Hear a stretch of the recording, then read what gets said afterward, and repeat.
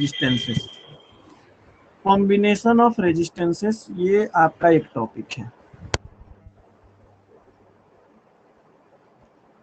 Combination of resistances.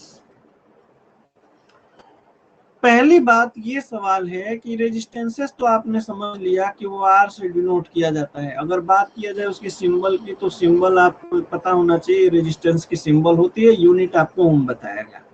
लेकिन अब resistance को कंबाइन करना, मतलब रेजिस्टेंस को जोड़ना, ये क्यों आवश्यक है, पहले ये बात समझ लीजिए। कॉम्बिनेशन क्या होती है ये तो आपको पता चल गया। कॉम्बिनेशन का मतलब रेजिस्टेंसेस को कंबाइन करना, सर्टेन वे में कुछ रेजिस्टेंसेस को जोड़ना, उनकी एक कंबाइंड इफेक्ट को कैलकुलेट करना। समझ में आई बात? हेलो, बताता है ग्रुपिंग ऑफ रेजिस्टेंसेस या कॉम्बिनेशन ऑफ रेजिस्टेंसेस का मतलब ही ये होता है आप रेजिस्टेंसेस को कंबाइन करके उनको डिफरेंट डिफरेंट कनेक्शंस बना के कैसे आप उसका इफेक्ट ले सकते हो, इसके आधार पे आपकी चर्चा होने वाली है। तो ध्यान से देखो, ये जो कॉम्बिनेशन ऑफ रेजिस्टेंसेस हैं, तो ये बोल रहा था कि इनकी आवश्यकता क्यों पड़ी। आवश्यकता इसलिए पड़ी ना साहिल कि सर्किट के हिसाब से, सर्किट की नीड के हिसाब से आपको जो है अलग अलग स्थान पे अलग अलग रेजिस्टेंस की आवश्यकता होती है, अलग अलग जगह पे अलग अलग रेजिस्टेंस की आवश्यकता होती है। लेकिन मार्केट में अब आपको मान लो 2.5 ओम की रेजिस्टेंस की आवश्यकता है, और स्टैंडर्ड रेजिस्टेंसेस मार्केट में 1 ओम अवेलेबल है, 2 ओम अवेलेबल है, 3 ओम अवेलेबल है। लेकिन आपकी सर्किट में 2.5 की आवश्यकता है, तो आप अगर कंपनी में ऑर्डर देने जाओगे 2.5 का, तो बहुत ज्यादा खर्च आ जाएगा, बहुत ज्यादा खर्च आ जाएगा। क्योंकि एक रेजिस्टेंस के लिए कंपनी को पूरा अपना डिजाइन, लेआउट, प्रोडक्शन सब कुछ मतलब उस हिसाब से करना पड़ेगा, तो उसको दिक्कत आएगी, और दिक्कत आएगी तो वो खर्च आप पे पड़ेगा, यानी कस्टमर पे पड़ेगा। तो इसलिए मार्केट में स्टैंडर्ड रेजिस्टेंसेस मिल गए, लेकिन आप अपनी सर्किट के हिसाब से अगर रेजिस्टेंसेस चाहते हो तो उसके लिए आपको क्या करना पड़ेगा, उसके लिए आपको जो है कॉम्बिनेशन ऑफ रेजिस्टेंसेस करने पड़ेंगे, डिफरेंट रेजिस्टेंसेस को कंबाइन करके डिजायर्ड रेजिस्टेंस पाना होगा। ये समझ में आया कि नहीं आया? हाँ सर। साहिल अपना कैमरा ऑन करो बेटा, थोड़ा सामने दिखते रहोगे तो लगेगा कि हाँ साहिल को पढ़ा रहा हूँ मैं। देखो यहाँ पे अभी क्या है, कॉम्बिनेशन ऑफ रेजिस्टेंसेस में कुछ टाइप्स होती हैं, थोड़ा सा उनकी चर्चा करना जरूरी है। तो देखो आपके सिलेबस के हिसाब से यहाँ पे 3 तरह की ग्रुपिंग होती है, 3 तरह की ग्रुपिंग होती है, और एक चौथी ग्रुपिंग होती है जो आप 12th में पढ़ोगे। मैं चारों का नाम बता देता हूँ एक बार, यहाँ ध्यान दो। एक होता है सीरीज कॉम्बिनेशन, सीरीज कॉम्बिनेशन, ठीक है। दूसरा होता है पैरेलल कॉम्बिनेशन, पैरेलल कॉम्बिनेशन, अभी सबके बारे में चर्चा होगी हमारी। तीसरा जो होता है Sahil, that is mixed combination, mixed combination. और चौथा जो होता है बेटा, जो कि आपको 12th में पढ़ना होगा, that is complex combination, complex combination. मतलब अभी आपको पता चल जाएगा मिक्स्ड कॉम्बिनेशन, कॉम्प्लेक्स कॉम्बिनेशन। देखो साहिल, एक एक चीज सर ध्यान ये से जो समझना है। सीरीज कॉम्बिनेशन, पैरेलल कॉम्बिनेशन, ये उस टाइप का क्या, सीरीज सर्किट, पैरेलल सर्किट? देखो अभी ध्यान से सुन लो, अभी क्या मैं बता रहा हूँ बहुत इंपॉर्टेंट कॉन्सेप्ट है ये, थोड़ा सा पहले सुन लो, उसके बाद आपको समझ में आ जाएगा। Series combination, parallel combination, mixed combination और कॉम्प्लेक्स कॉम्बिनेशन, ये रेजिस्टेंसेस की कॉम्बिनेशन होती है। वास्तव में साहिल सीरीज कॉम्बिनेशन का मतलब क्या होता है, थोड़ा ध्यान से समझिएगा।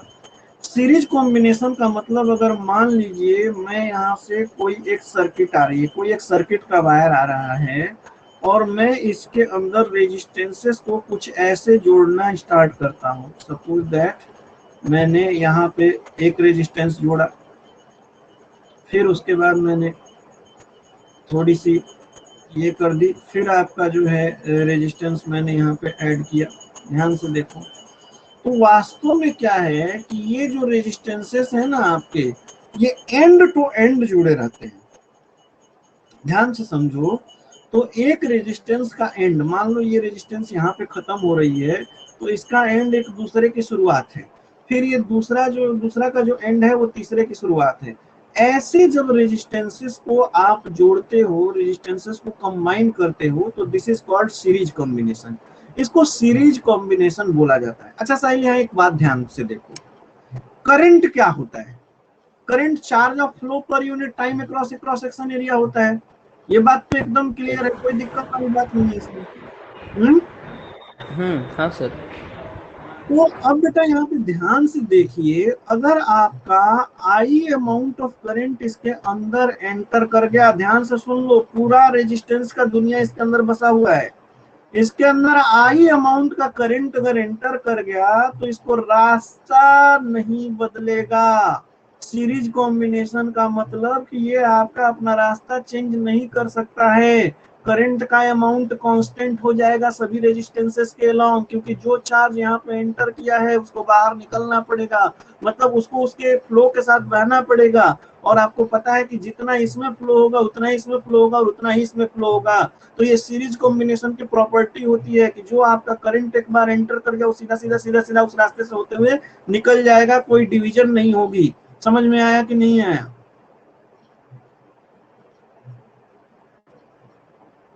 हाँ या ना हाँ बोलो। सर। अच्छा बेटा, ये अगर समझ में आ गया तो बहुत सारी बातें अब यहाँ पे क्लियर हो जाने वाली है।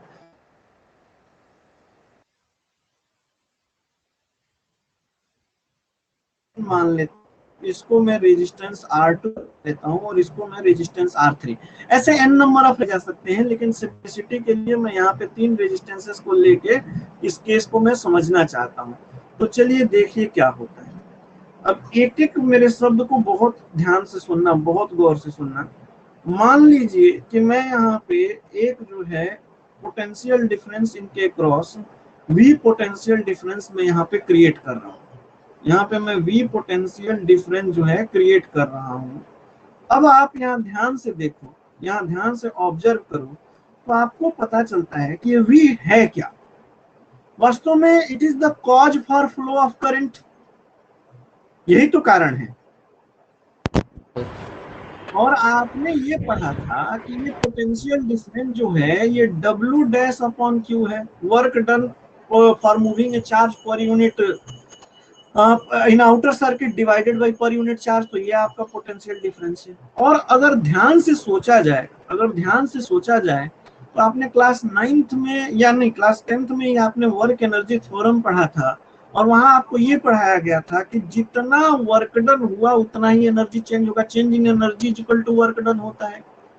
अब एक खतरनाक बात आपको यहाँ पे समझ में आई कि ये जो पोटेंशियल है वो कहीं ना कहीं यहाँ पे जो चार्ज, जो पोटेंशियल डिफरेंस इस सेल के द्वारा क्रिएट किया जा रहा है, वो इस चार्ज को एनर्जी सप्लाई कर रहा है। तो ध्यान से समझो कि वास्तव में ये जो एलिमेंट आपको बताया गया सेल और बैटरी, उसका सर्किट में क्या रोल होता है। सर्किट में जब आप इसको जोड़ते हो तो ये क्या है,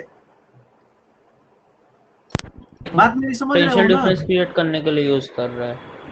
ठीक है, लेकिन ये कौन के लिए, या जो करंट फ्लो कर रहा है उसके लिए क्या है? सोचो थोड़ा सा, इस कहानी को अब डिफरेंट मैनर, एक डिफरेंट शेप में हम समझने की कोशिश करते हैं। उसके लिए सर वो एनर्जी को, आपका जो पॉइंट ऑफ व्यू है उसको पूरा एक डिफरेंट पर्सपेक्टिव देते हैं। चलो देखो यहाँ पे ये क्या कर रहा है, इसके लिए क्या बोल रहे थे? हाँ बोलो बोलो, सही बोल रहे थे सर वो इसको एनर्जी प्रोवाइड करता है।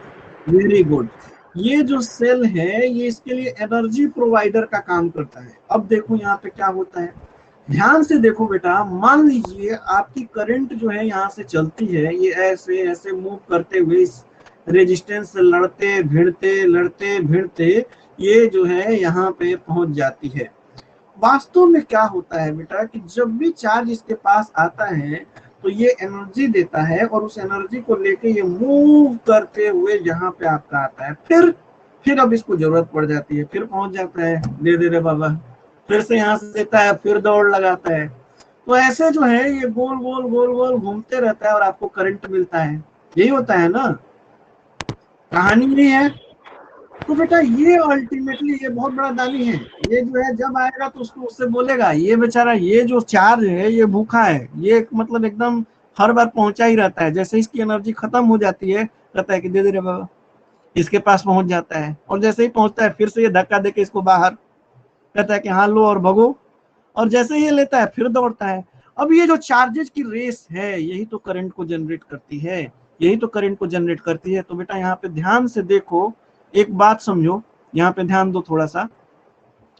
ये बात अगर आपको समझ में आ रही है तो एक और बात समझ में आ रही होगी, और वो ये कि कोई भी दुनिया का कोई भी चार्ज हो, वो कौन सी एनर्जी, कौन सी पोटेंशियल को खर्च कर सकता है, कौन से पोटेंशियल को खर्च कर सकता है, जो उसको मिलेगा उतना ही खर्च कर सकता है ना। अरे आप समझो, आप जो है, अगर you are not earning anything, तो whatever is given by your father you are expending that, उससे अधिक तो हाँ नहीं सर। कर सकते हो। अब मार्केट से पैसा तो नहीं उठाओगे ना, मार्केट से पैसा उठाओगे तो फिर लोग पीछे पड़ जाएंगे। यही बात, खास बात होती है ना मम्मी पापा की, वो तो पीछे बस आपकी भविष्य के लिए पड़ते हैं, उनका अपना कोई स्वार्थ नहीं है। तो the thing is that same thing यहाँ पे भी आपको दिख रहा है कि ये इतना ही खर्च कर सकता है जितना इसको मिलता है। ध्यान से समझना, कंजर्वेशन ऑफ एनर्जी के प्रिंसिपल के अनुसार यहाँ पे जो भी पोटेंशियल ड्रॉप होगा, क्योंकि आपको पता है कि रेजिस्टेंस होगा तो V equal to I R होता है। अब यहाँ पे IR1 होगा, यहाँ पे IR2 होगा, यहाँ पे IR3, क्योंकि करंट को तो बेचारे को रास्ता बदलने को नहीं मिला, तो वो मजबूर है कि उसको उसी रास्ते से जाना है, चाहे सिर लड़ाते हुए जाना पड़े, चाहे रेजिस्टेंस से लड़ते हुए जाना पड़े, जाना तो उसको उसी रास्ते से पड़ेगा। अब उस रास्ते से पड़ेगा तो जाहिर सी बात है कि जितना यहाँ पे पोटेंशियल डिफरेंस, यानी ये तो work done per unit charge ही तो है, तो ये जो है आपकी जो एनर्जी होगी इन्हीं रेजिस्टेंसेस के अक्रॉस जो है खर्च हो जाएगी। अब ध्यान से समझिए, अब ध्यान से समझिए बेटा कि कंजर्वेशन ऑफ एनर्जी के प्रिंसिपल से आपको ये पता चल गया कि यहाँ पे V जो होगा ये V1 plus V2 plus V3 के बराबर होगा। कोई दिक्कत परेशानी इसमें? नहीं सर। अच्छा बेटा, ये समझ में आ गया कि ये जो पोटेंशियल डिफरेंस है ना, ये जो है इतना इतना इतना एनर्जी खर्च कर रहा है। अब क्या है कि मैं ये मान लेता हूं कि ये सभी रेजिस्टेंसेस को हटा दिया और मैं एक ऐसा रेजिस्टेंस लगाता हूं जो इतना ही अमाउंट ऑफ करंट इस सर्किट से विड्रॉ करेगा। मतलब जितना एनर्जी का लॉस ये तीनों लोग मिल के करवा रहे हैं उतना ही लॉस वो अकेला करवाएगा। मतलब ये इनका रिजल्टेंट होगा। मेरी बात समझ रहे हो कि नहीं समझ R1 रहे हो? प्लस R2 प्लस R3 एक ही R1 resistance. Plus R2 plus R3 का मैं बात अभी नहीं कर रहा हूँ। मैं जो कर रहा हूँ वो समझ लो। मैं ये कह रहा हूँ कि मैं दुनिया का एक एट रैंडम जो है, मैं एक रेजिस्टेंस ऐसा यहाँ पे लगाना चाहता हूँ जो कि उतना ही पोटेंशियल एब्जॉर्ब करे या उतना ही आपकी करंट को विड्रॉ करे उस सर्किट से, जितना कि ये तीनों मिलके कर रहे हैं। अब ये तीनों मिल रहे हैं, कैसे मिल रहे हैं वो बस पता है कि सीरीज में मिल रहे हैं। अब इनका resultant R1 plus R2 plus R3 होगा, ये मुझे नहीं पता है, तो मुझे ड्राइव करना है यहाँ पे। समझ में आया? हाँ सर। तो बेटा मैं क्या करूंगा, मैं यहाँ पे लिख देता हूँ I इंटू आर नेट लिख देता हूँ। मैंने माना है कि मैं एक आर नेट यूज करने वाला हूँ, और यहाँ पे मैं लिख देता हूँ I into R1 plus I into R2 plus I into R3। फिर दिमाग में सवाल आता है कि सर आपने यहाँ पे I1 I2 I3 क्यों नहीं लिखा? अच्छा चलिए, यहाँ पे आपका मर्जी है क्योंकि आप बोल रहे हो कि सब में सेम करंट जाएगा, यहाँ पे आप क्यों I लिख रहे हो? तो इसका कारण ये है कि हमने पहले ये एज्यूम किया हुआ है कि मैं वही रेजिस्टेंस लगाऊंगा जो उतना ही करंट विड्रॉ करेगा जितना ये तीनों मिलकर विड्रॉ कर रहे थे। समझ में आई अच्छा बात? सर। हाँ सर। तो बेटा अगर मैं इस साइड से I को कॉमन ले लूं तो what I am observing I into R1 plus R2 plus R3 is equal to I into IR R net. Net. I से I आपका कैंसिल हो गया, तो नेट रेजिस्टेंस आया, वो आया R1 प्लस R2। अच्छा ये बात है कि R is equal to R1 plus R2 plus R3 आया। इसका मतलब क्या हुआ? मतलब सर इसका तीनों मतलब ये रेजिस्टेंस का जो सम। कंडीशन डिपेंडेंट बात हो रही है, ध्यान दीजिए यहाँ पे। अगर रेजिस्टेंसेस की कॉम्बिनेशन ऐसी होगी, एंड टू एंड जुड़े रहेंगे, तो उनका जो नेट इफेक्ट होगा वो उनके स्केलर कॉम्बिनेशन डायरेक्टली आप उनको ऐड कर दोगे उसके बराबर होगा, यानी R net is equal to R1 plus R2 plus R3 होगा। ये कहानी समझ में आ गई? हाँ सर। कोई दिक्कत परेशानी इसमें? नहीं सर। अच्छा, ये तो बड़ी अच्छी बात है, तुमको समझ में आ गया ये। चलो अब आते हैं पैरेलल कॉम्बिनेशन पे। पैरेलल कॉम्बिनेशन, पैरेलल कॉम्बिनेशन को पढ़ने से पहले एक कॉन्सेप्ट आपको मैं थोड़ा याद दिला दूं। मैंने आपको पोटेंशियल के बारे में बताया था कि अगर आप एक चार्ज ले रहे हो और यहाँ पे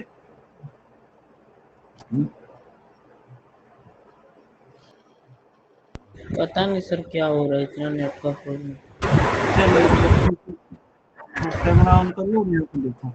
मैंने आपको ये बताया था कि यहाँ पे मान लीजिए आपका कोई चार्ज ला रही है, तो ये चार्ज को मूव इनफाइनाइट से मूव करने में किया जाने वाला जो वर्क होगा वो पोटेंशियल एनर्जी होगी, और पोटेंशियल एनर्जी पर यूनिट चार्ज जो होगा वो आपका पोटेंशियल होगा। मतलब ये जो पोटेंशियल है ना, वो हर एक पॉइंट पे डिफाइंड होता है, ये हर एक पॉइंट पे डिफाइंड होता है। ये कॉन्सेप्ट दिमाग में बैठा लीजिए।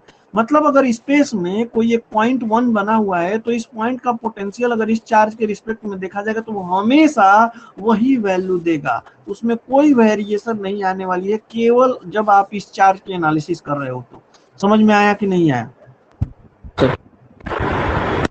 अब ये बात दिमाग में बैठा लीजिए। अगर एक लाइन में बोलें तो ये बोल सकते हैं कि पोटेंशियल जो है पॉइंट फंक्शन है। पॉइंट फंक्शन है मतलब वो पॉइंट पे डिपेंड करता है, हर एक पॉइंट का पोटेंशियल एक यूनिक वैल्यू पोजेस करता है।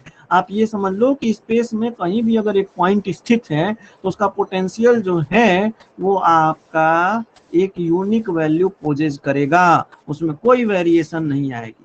ठीक है, क्योंकि वो तो एनर्जी है ना, amount of energy expended with respect to a charge. आप इंफिनिटी से ले आ रहे हो तो कितना वर्क डन हुआ पर यूनिट चार्ज, वही तो है। अब आपको हमेशा जो है वही चार्ज के रिस्पेक्ट में अगर निकाल रहे हो तो द थिंग विल, फोर्स की कंडीशन सेम होगी, फोर्स की कंडीशन सेम होगी तो वहां से वर्क डन सेम आएगा, वर्क डन सेम आएगा तो आपका पोटेंशियल एनर्जी सेम आएगा, पोटेंशियल एनर्जी सेम आएगा तो पोटेंशियल सेम आएगा। तो ये दिमाग में बैठा लीजिए कि पॉइंट फंक्शन है। अब ये चर्चा क्यों हो रही है वो आपको अब यहाँ पे समझ में आएगा। देखो, पहले इसको हटा लेने दो, ये बस आपको जानकारी होनी चाहिए थी, जरूरी थी। अब हम पैरेलल कॉम्बिनेशन में इसकी चर्चा क्यों कर रहे थे इसके बारे में हम थोड़ा सा समझने की कोशिश करेंगे। देखो बेटा, यहाँ पे जैसे मान लीजिए ये आपका एक वायर है, एक सर्किट है। इस सर्किट के अंदर मैं कुछ सर्टेन रेजिस्टेंसेस को मैं यहाँ पे जोड़ता हूँ। एकदम बिल्कुल अच्छे से बनाना है इसको, ध्यान से देखना। आज तुम्हारी कॉपी पेन नहीं चल रही है, नोट नहीं कर रहे हो लग रहा है चीजों को तुम।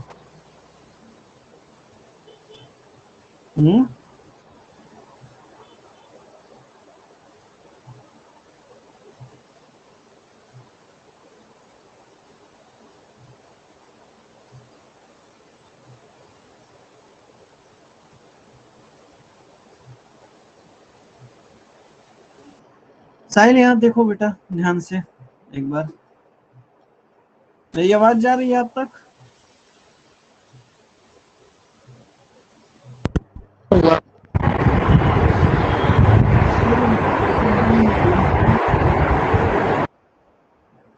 मान लीजिए मैं यहाँ पे इसको कनेक्ट कर देता हूँ, इसको मैं ऐसे कनेक्ट कर देता हूँ एक पोटेंशियल डिफरेंस V से, ऐसे ऐसे मैंने कनेक्ट कर दिया। यहाँ एक स्विच भी दे देते हैं आप, मान लीजिए सपोज दैट। देखो बेटा, इसकी रेजिस्टेंस मान लिया मैं R1 मान लेता हूँ, इसकी मैं R2 मान लेता हूँ, इसकी मैं R3 मान लेता हूँ। लेकिन यहाँ एक खास बात है जो आपको देखनी होगी।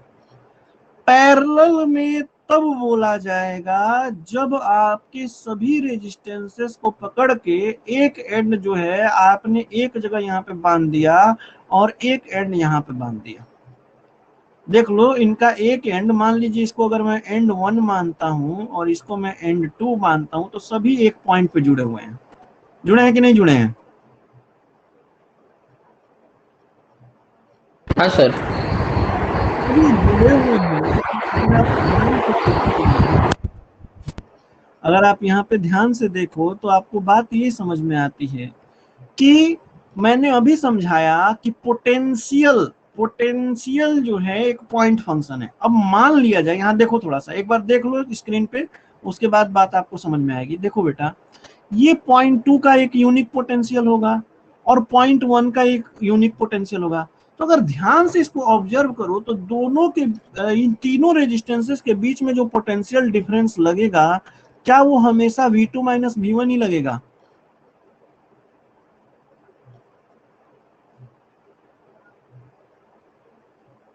सर एक बार आप मैं ये कह रहा हूं बेटा कि मैंने अभी आपको ये बताया कि एक चार्ज है, जैसे मान लीजिए उसके एक यूनिक डिस्टेंस है, तो हमेशा पोटेंशियल की वैल्यू डिफाइंड होती है, हर एक पॉइंट के लिए यूनिक वैल्यू होती है। तो मैं अगर बात करता हूं इस सर्किट के अंदर किसी फील्ड के माध्यम से यहाँ पे एक पोटेंशियल V1 क्रिएट हुआ, यहाँ पोटेंशियल, अब सारे के सारे रेजिस्टेंस यहाँ जुड़े हुए हैं और यहाँ जुड़े हुए हैं, तो अगर मैं इनके बीच में पोटेंशियल डिफरेंस निकालना चाहूँ तो क्या होगा? V2 माइनस V1 होगा, जो कि तीनों में लग रहा है। मतलब ये तीनों जो है सेम पोटेंशियल डिफरेंस पे लाई कर रहे हैं। अब यही डेफिनेशन होता है बेटा पैरेलल रेजिस्टेंसेस का। याद रखिए, कभी भी वो रेजिस्टेंसेस पैरेलल बोलते जाते हैं, those resistances are said to be parallel, those resistances are said to be parallel which are lying between same potential difference, which are lying between same potential difference. It means they are one end connected to a point, all the one ends are connected to a point and all the other ends are connected to another unique point. सभी ends एक तरफ एक जगह पे जुड़े रहेंगे और सभी दूसरे एंड एक तरफ जुड़े रहेंगे, यानी कि उनके बीच का जो पोटेंशियल डिफरेंस है वो आपका सेम होगा। अच्छा, अब आते हैं दूसरी चर्चा पे। ध्यान से देखो, यहाँ ध्यान दो, एक बार देख लो बेटा। अभी क्या हुआ कि थोड़ा करंट की कहानी देखते हैं। साहिल का क्लासरूम था और उस क्लासरूम के अंदर 3 दरवाजे थे। हो गई छुट्टी। अब साहिल के क्लास के जो स्टूडेंट्स हैं वो तीनों 3 दरवाजे से, मतलब तीनों जितने स्टूडेंट होंगे तीनों दरवाजे से निकलने के लिए फ्री हैं। सिंपल सी बात है। कहने का मतलब ये हुआ कि अगर मैं साहिल की क्लास को, इस सर्किट को मान लेता हूं और ये 3 दरवाजे हैं, तो यहाँ देखो जब चार्ज यहाँ पे पहुंचेगा वो बेचारा कंफ्यूज रहेगा। और वो कंफ्यूज ही नहीं रहेगा, इसमें से कुछ उचक के इधर जाएंगे, कुछ इधर जाएंगे, कुछ इधर जाएंगे। होगा कि नहीं होगा यहाँ पे? सर अब ये भी, इसमें भी मतलब कुछ जैसे स्टूडेंट का बिहेवियर होता है, कुछ स्टूडेंट का बिहेवियर होता है कि वो बेचारा शांति से, जहाँ पे कम भीड़ होगा उधर से जाएगा। कुछ ऐसे भयंकर स्टूडेंट होते हैं जहाँ पे भीड़ होगा, थोड़ा लड़ने का मौका मिलेगा, वो वहां से कूद के जाएंगे। और कुछ स्टूडेंट नॉर्मल अपना एक रास्ता फिक्स कर लेते हैं, उससे जाएंगे। ये नेचर होता है स्टूडेंट्स का। वैसे ही बेटा चार्जेस का भी कहानी है कि कुछ करंट जो है जहाँ पे हायर रेजिस्टेंस होगी वहां से जाएगा, कुछ करंट जो है आपका लोअर, कुछ मीडियम वाले रेजिस्टेंस पे जाएगा, लेकिन जाएगा तीनों से, क्योंकि 3 तरफ रास्ता मिल रहा है तो उसको जाना है। But it will go according to the nature, according to the need of the circuit. ये बात समझ में आ रही है अपने को? तो बेटा वास्तव में क्या होता है यहाँ पे कि अगर आपकी आई अमाउंट ऑफ करंट आई, तो वो यहाँ पे I1, I2, I3 में टूट जाती। लेकिन जाए कहीं से भी, बाहर तो एक ही गेट है स्कूल का, मेन गेट, वहां पे तो इन सबको मिलना है। यहाँ देखो बेटा, कहानी तो यही है कि इनको यहाँ पे मिलना है, और इनका तो और बेकार स्थिति है, इनको तो एक ही जगह मांगने भी जाना है, कि दे दो मेरे को, फिर आगे चलना है। तो अब जो है कहानी ये है कि ये जो है एक ही जगह पहुंचेंगे। कहने का मतलब ये हुआ बेटा कि फिर ये करंट जो है I1, I2, I3 मिलके I के फॉर्म में कन्वर्ट हो जाता है और यहाँ पे पहुंच जाता है।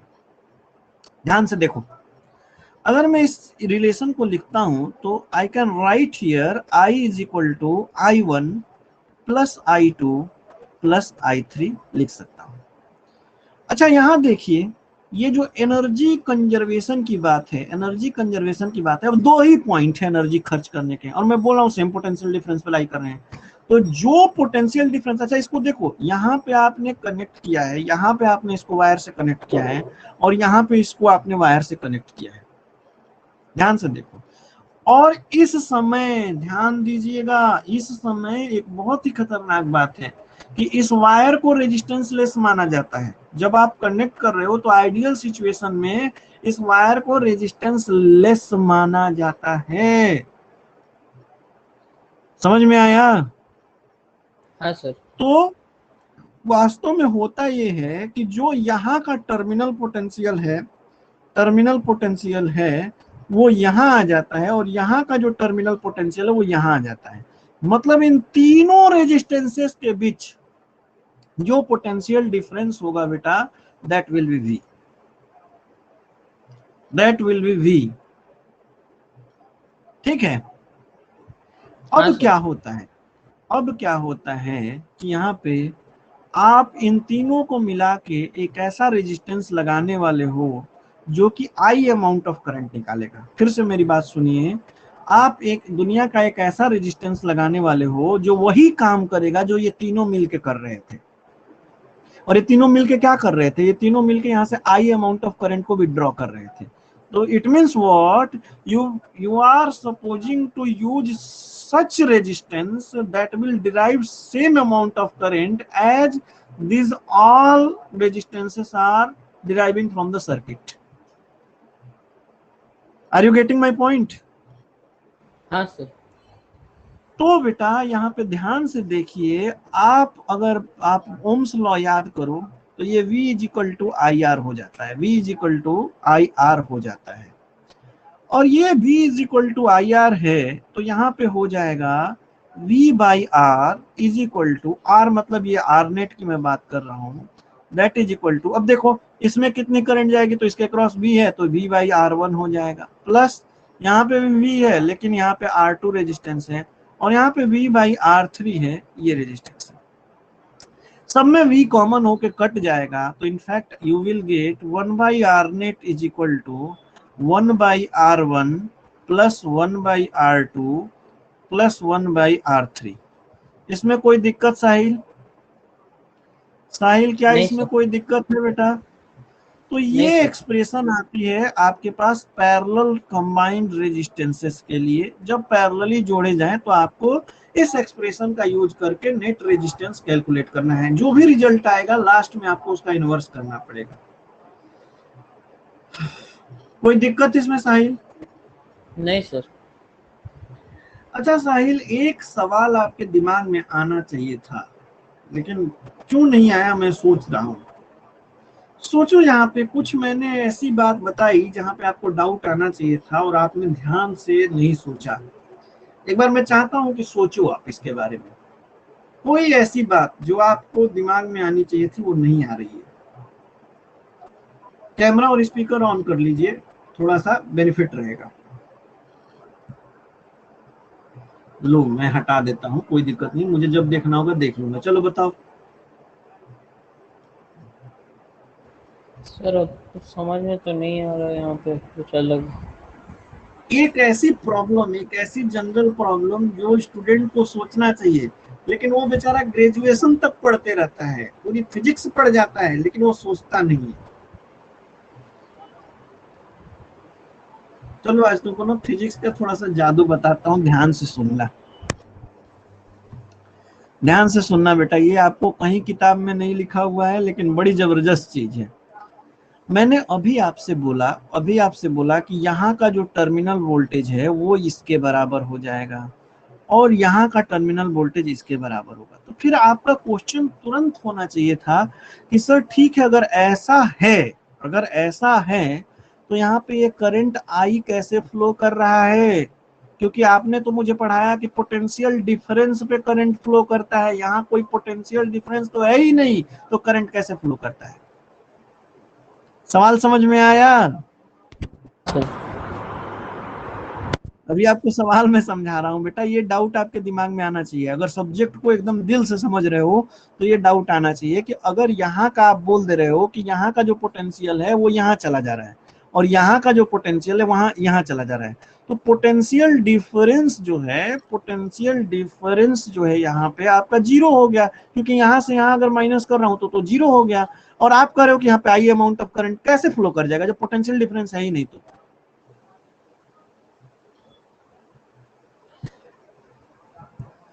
कुछ दिमाग खुला बेटा?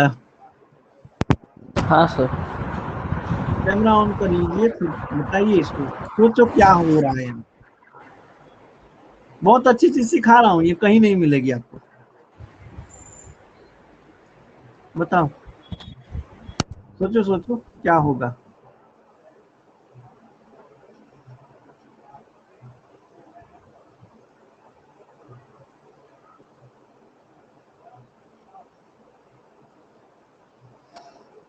हम्म,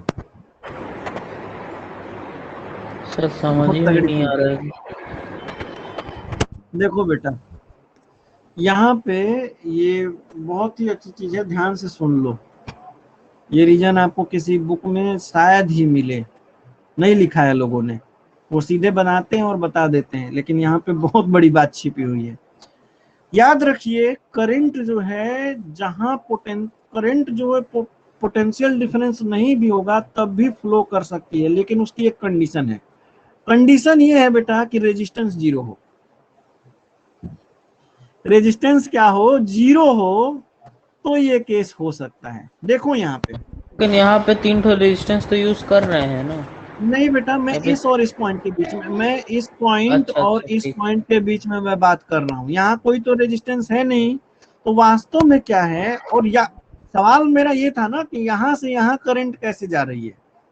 मैं यहाँ से ये करंट ऐसे चलते हुए यहाँ तक जा रही है ना, वो कैसे जा रही है, आप आइडियली कैसे बना दे रहे हो। अगर रेजिस्टेंस जी मतलब ये कर दे रहे हो, तो आप यहाँ पे बोल रहे हो कि यहाँ का जो पोटेंशियल डिफरेंस है वही यहाँ का है, तो how can you do that. Current कैसे फ्लो होगी फिर, पोटेंशियल डिफरेंस तो है ही नहीं। सवाल समझ में आया, क्योंकि आपको तो जब से चैप्टर शुरू हुआ है तब से बताया जा रहा है कि पोटेंशियल डिफरेंस होगा तो करंट फ्लो करेगी, पोटेंशियल डिफरेंस होगा तो करंट फ्लो करेगी। अब आपने तो सोचा नहीं कि अगर मैं हर एक पॉइंट की एनालिसिस करूं तो कहानी तो बदल जा रही है। देखो बेटा, यहाँ पे अगर मैं ध्यान से सोचूं तो V is equal to I R होता है। अगर मैं इस वायर को रेजिस्टेंसलेस मान लेता हूं, रेजिस्टेंसलेस यानी रेजिस्टेंस टेंड्स टू जीरो, तो याद रखिए आपका दोनों पॉइंट के बीच में किसी भी वैल्यू ऑफ करंट के लिए I इंटू जीरो जो होगा वो जीरो हो जाएगा।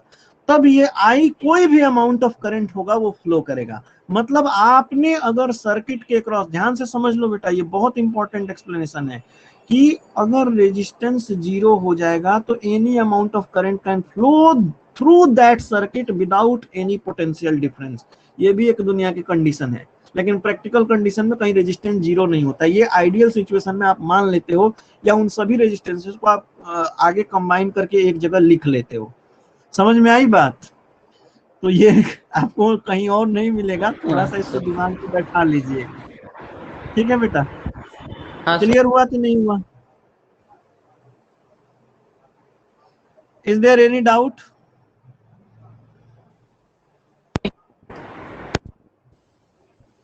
साहिल, इज देयर एनी डाउट बेटा? नहीं सर। हाँ चलिए, बहुत अच्छे। तो हमने आज कॉम्बिनेशन ऑफ रेजिस्टेंसेस में सीरीज और पैरेलल पढ़ लिया। अब एक और रेजिस्टेंसेस है बेटा, थोड़ा सा देख लो इसको भी।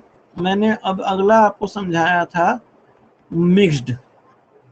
मिक्स्ड में यहाँ पे मैं मिक्स्ड जो है लेता हूँ सीरीज और पैरेलल की कॉम्बिनेशन। सीरीज और पैरेलल की कॉम्बिनेशन इन द केस बेटा, मान लीजिए आपके पास ऐसे कुछ रेजिस्टेंसेस आ गए, ध्यान से देखो यहाँ पे, ये रेजिस्टेंसेस आ गए, फिर आपका यहाँ पे रेजिस्टेंस ऐसे जुड़ गया, और फिर यहाँ पे एक रेजिस्टेंस ऐसे जुड़ गया। अब आप ध्यान से देखो बेटा, यहाँ एक रेजिस्टेंस R1 है, ये रेजिस्टेंस R2 है, ये रेजिस्टेंस R3 है, ये रेजिस्टेंस R4 है, ये रेजिस्टेंस R5 है। अब आपसे कोई पूछता है कि इसकी नेट रेजिस्टेंस क्या होगी, इक्विवेलेंट, तो आप ध्यान से देखोगे तो आपको पता चलेगा कि ये जो है, थोड़ा सा इसको अलग कलर से दिखा देता हूँ, ये जो रेजिस्टेंस है, ये जो आपकी रेजिस्टेंस है, और ये तीनों रेजिस्टेंस का जो रिजल्टेंट है, ये तीनों रेजिस्टेंस का जो रिजल्टेंट है बेटा, और ये एकलौती रेजिस्टेंस है, ये तीनों सीरीज में है। और जबकि ये तीनों, ये जो आपके तीनों हैं, ये वाले देखिए यहाँ पे, ये जो तीनों हैं, ये और ये रेजिस्टेंस और ये रेजिस्टेंस, बेटा ये तीनों आपस में पैरेलल हैं। तो यहाँ पे सीरीज और पैरेलल की मिक्सिंग है यहाँ पे। पहले आपको इसको पैरेलल का लॉ लगा के इस पूरे को आपको सॉल्व करके एक नेट रेजिस्टेंस यहाँ निकालना होगा, और जो आएगा उसको इन दोनों के साथ सीरीज में जब आप जोड़ोगे तब आपका रिजल्ट आता है। तो ये मिक्स्ड ग्रुपिंग है, इसमें आपने सीरीज और पैरेलल दोनों को मिलाया हुआ है। समझ में आया कि नहीं आया? हाँ सर। और बेटा कॉम्प्लेक्स, तो कॉम्प्लेक्स जो होता है उसमें आपका मिक्स्ड सीरीज पैरेलल, कई बार सीरीज पैरेलल भी नहीं समझ में आता है, तो वहां पे कुछ स्पेशल लॉज लगाई जाती हैं। जैसे अब मान लो कोई एक सिंपल सा मैं ये लेता हूँ, ये कंडीशन लेता हूँ, मान लीजिए ये आपके पास एक रेक्टेंगल है, यहाँ एक रेक्टेंगल है, रेक्टेंगल का ये आर्म है, रेक्टेंगल का ये आर्म है, और आप रेजिस्टेंसेस को डायगोनली जोड़ देते हो ऐसे और ऐसे। तो बेटा यहाँ पे आप ना सीरीज डिसाइड कर सकते हो ना पैरेलल डिसाइड कर सकते हो। साहिल इस अरेंजमेंट को देखिए बेटा, अब मान लो यहाँ पे अगर मैं देखूं, मैंने एक रेक्टेंगल ले लिया और रेक्टेंगल के सभी आर्म पे रेजिस्टेंस लगा दिए और उसके डायगोनल पे भी रेजिस्टेंस लगा दिया और दो सभी सेंटर पे जोड़ दिए, तो बेटा यहाँ सीरीज और पैरेलल आप डिसाइड नहीं कर सकते हो। तो this is a combination, this is a complex type of combination that will be solved in higher classes। लेकिन यहाँ तक का तो कॉन्सेप्ट हम इस क्लास में क्लियर कर लेंगे, मिक्स्ड तक का। समझ में आई बात? कोई इसमें डाउट बेटा? नहीं सर। तो आज हम लोगों ने बहुत इंपॉर्टेंट पोर्शन डिस्कस किया है। कल मैं आपको इसके जबरदस्त न्यूमेरिकल सर इसमें और बनाऊंगा। कितना चीज बाकी है ये वाला चैप्टर में? बेटा अब जो है आपका सीरीज पैरेलल कॉम्बिनेशन के बाद आपको पावर लॉसेस सीखनी होगी कि कितना, क्योंकि रेजिस्टेंस समझ में आ गया तो फिर आपको ये समझना होगा कि पावर कितनी कम मतलब ये लॉस होती है किसी सर्किट में। फिर आपको commercial unit of power of electricity देखना होगा, इलेक्ट्रिसिटी का कमर्शियल यूनिट कितना होता है बेटा। And after that your chapter will be over. इसके बाद आपका ये चैप्टर जो है एक बार में टेस्ट देने में तो बहुत बड़ा पेपर होगा। इसका सर एक बार में टेस्ट देने में तो हालत खराब हो जाए। अरे तू चिंता मत करो ना, मैं कहाँ कर रहा हूँ तुम्हारा हालत खराब करने के लिए, मैं नहीं बैठा हूँ यहाँ पे। I am here to help you, not to disturb you. तो ध्यान से समझो कि मैं तुमको हेल्प करने के लिए बैठा हूँ, हाँ तुम्हारी तैयारी को ढार देने के लिए बैठा हूँ। तो जो भी मैं पढ़ा रहा हूँ उस सीक्वेंस में पढ़ते जाइए। टेस्ट लेना होगा, मैं इसको मैनेज कर लूंगा कैसे टेस्ट लेना है, और तब तक आपकी परेशानी भी दूर हो जाएगी, ठीक है? और सर जो कल पेपर दिए थे उसका मतलब रिजल्ट कहाँ मिलेगा? ऐप पे तो जमा नहीं किए थे। अब देखो आपने तो अपलोड नहीं किया है, तो अपलोड नहीं किया तो वहां पे मैं मार्क्स नहीं दे पाऊंगा, तो उसका रिजल्ट